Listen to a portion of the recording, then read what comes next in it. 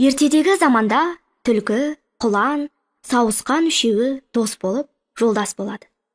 Бір-біріне жамандық ойламасқа ант айтып шарттасады. Сөйтіп жүргенде, бір күні құлан тұзаққа түсіп, шарқ ұрып босана алмай, өлемін-ау деп қорқып, түлкі мен сауысқан достарына қарап, «Достарым, қол ұштарыңды беріңдер», дейді. Жалтақ-жалтақ қарап жылаған соң, түлкі тұзақты қимақ үшін құланның қасына таман келеді. Осы құлан өлсе етін жейін, тұзақшы сойса, ішек қарын тастайды ғой.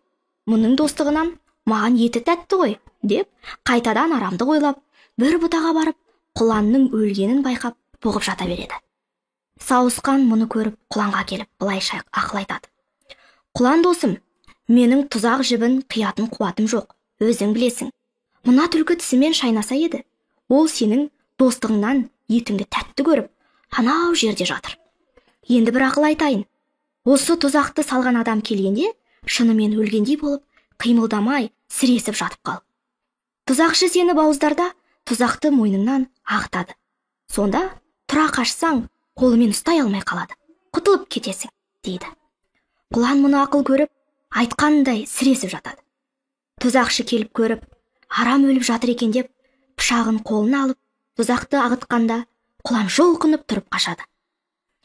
Тұзақшы апыр-топыр ойбай салып, мойнындағы мылтығын жұлып алып, құланның кеткен жағына қарай мылтығын басып қалады. Құлан түлкі жатқан жаққа қашады. Құлан ұзап кетіп, мылтықтың оғы бұтаның түбінде бұғып жатқан түлкіге тиіп, өкпесінен оқ өтіп, түлкінің жаны шығып, құйрығы көтеріліп, бұлаң етіпті. Тұзақшыға түлкі олжа болып кетіпті. Кім ойласа досқа қас, басына тиер тас, деген мақал сонан қалған.